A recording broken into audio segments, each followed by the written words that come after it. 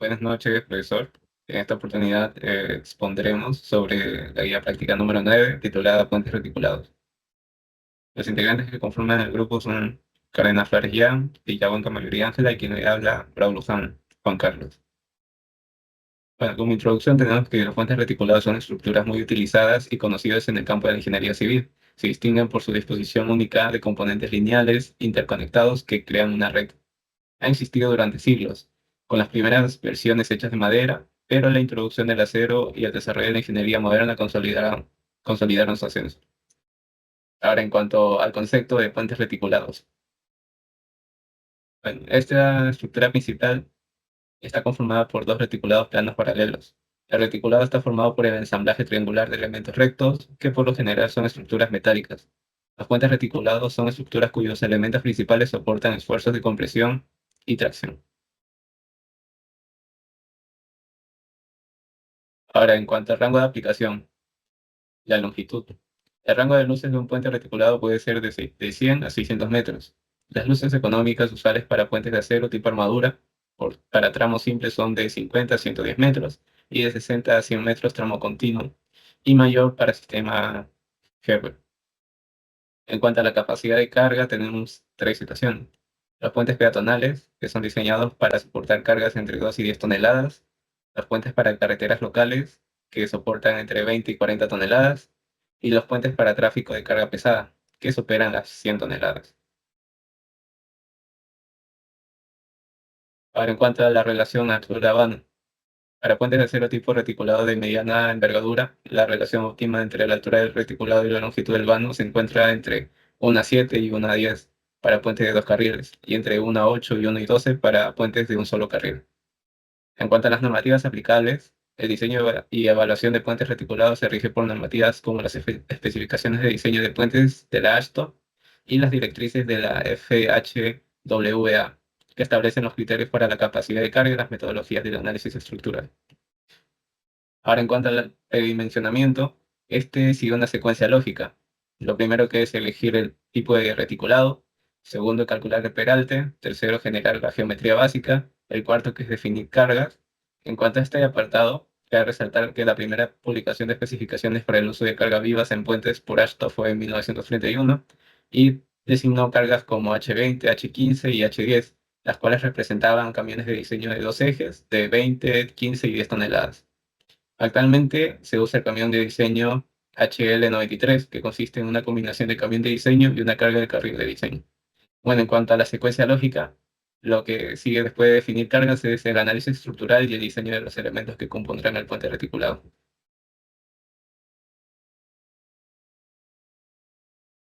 Continuando con la exposición, tenemos los tipos de puentes reticulados, o también conocidos como puentes de armadura. Se clasifican principalmente según el patrón geométrico de su estructura interna, es decir, cómo están dispuestas las diagonales verticales y horizontales que forman el entramado.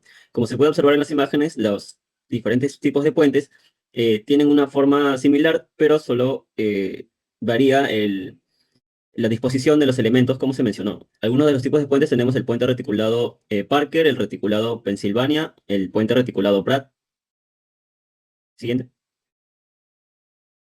Otros tenemos como el puente reticulado Baltimore, el puente reticulado Cat-Truss y el puente reticulado Warren.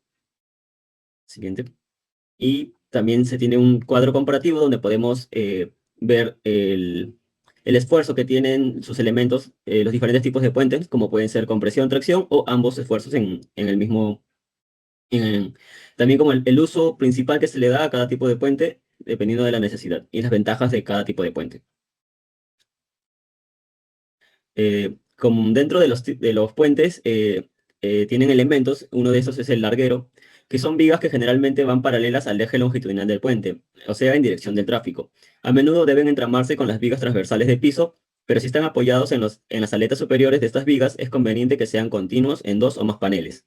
De acuerdo al artículo 264261 del Manual de Puentes, para el diseño de largueros se toma en consideración el ancho efectivo de la sección compuesta del larguero es igual al ancho tributario, y este puede ser tomado como la mitad de la distancia entre vigas adyacentes o, si se encuentra en un volado, tomar el ancho total del voladizo con la mitad de la distancia de la viga adyacente. También nos presentan ciertas condiciones cuando el ancho efectivo de la losa se determine con un análisis más refinado. Pero para un análisis simplificado, el ancho efectivo del tablero actúa como ala superior de un componente longitudinal de la superestructura o una viga transversal. Para calcular este ancho, se tiene la ecuación L sobre B mayor a 5, donde L es la longitud del tramo, B es el espacio entre las placas de las almas, y también se tiene que el ancho efectivo del tablero es un quinto de la longitud del tramo. Esto en medidas de pulgadas.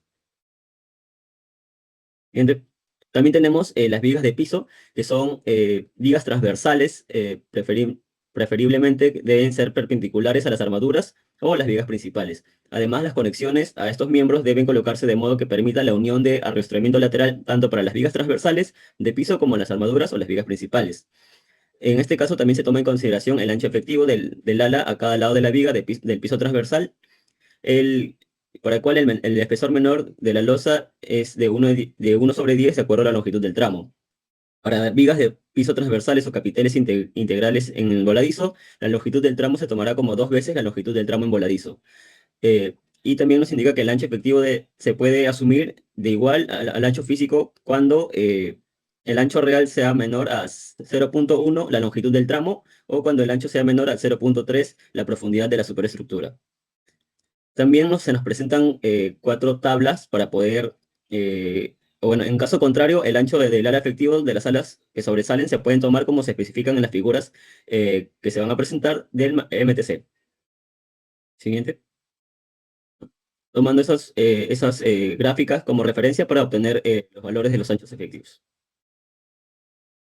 Bueno, continuando, hablaremos sobre el diseño de las armaduras y de las conexiones. Con respecto a las armaduras, estas son estructuras conformadas por miembros que están interconectados entre sí y que van a estar principalmente sujetos a fuerzas axiales que serán de tensión y compresión, excluyendo generalmente los momentos de flexión y torsión. Suelen tener patrones triangulares y las fuerzas se suelen aplicar solamente en las uniones. Con respecto a lo que nos dice nuestra normativa nacional, tenemos el Manual de Puentes del 2018. Nos da 2 métodos aproximados de análisis. El primero sería la ley de momentos, o también llamado regla de la palanca, para la distribución de cargas gravitatorias cuando se los analiza como estructuras planas. Y lo segundo sería la ley de momentos o carga directa también, si se utiliza un análisis espacial y se puede utilizar a través del tablero o del sistema del tablero. Después tenemos ciertas disposiciones generales que nos brinda también el manual. Con respecto a los montantes extremos, deberían ser inclinados. Como se puede observar también en la imagen, se tiene que los extremos son inclinados. Y tenemos que la separación entre los centros de la celosía principalmente deberá ser suficiente para evitar el vuelco. También tenemos diversas disposiciones con respecto a los elementos que tienen estas celosías, como que deberán ser simétricos y si la forma de la celosía lo permite, los cordones de compresión deberán ser continuos. Si los elementos del arma están sujetos a inversión de tensiones, las conexiones de sus extremos no deberán ser articulares. Asimismo, se deberán evitar las contradiagonales auxiliares. Tenemos también, con lo que respecta a las líneas de trabajo y ejes de gravedad, que los elementos principales se deberán dimensionar de manera que, en lo posible, sus ejes de gravedad coincidan con el centro de la sección. Asimismo, tenemos disposiciones con respecto a los diafragmas, y el manual, por su parte, nos dice que se deberán proveer diafragmas en las uniones a las vigas de tablero y en otras uniones o puntos de aplicación de cargas concentradas. Generalmente estos diafragmas lo que constituyen son las vigas transversales que pasan por la estructura. Después tenemos que las placas de empalme donde se conecte un pasador tipo pedestal en el extremo de una celosía se deberán conectar mediante un diafragma. Asimismo, vemos los arrastramientos transversal, contravientos y la resistencia factorada, según la cual nos dice que esta resistencia de los elementos traccionados y comprimidos deberá satisfacer los requisitos especificados en los artículos que se muestran, correspondientes a disposiciones más generales con respecto a puentes en general. Por último, tenemos las conexiones, las cuales son intersecciones de los miembros de acero conectados entre sí. Además, son los componentes más importantes en este tipo de puentes, ya que la falla podría ocasionar el colapso parcial o total de un puente. Aquí tenemos también lo que nos dice la AASHTO del 2014, que plantea que estas conexiones deberían diseñarse para los estados límites de resistencia. Y por esta razón se establece en la conexión las fuerzas a las cargas factoradas en el punto de la unión consideradas para el diseño. Tenemos los pasos que se utilizan para el diseño de las conexiones. Primero se establecería lo que sería la demanda.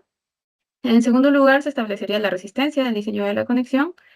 Y finalmente se satisface la ecuación en donde la demanda deberá ser menor o igual que la capacidad. Esto se conoce como el método LRFD.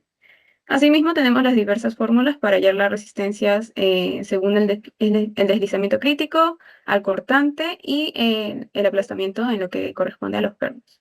Eso sería todo. Muchas gracias.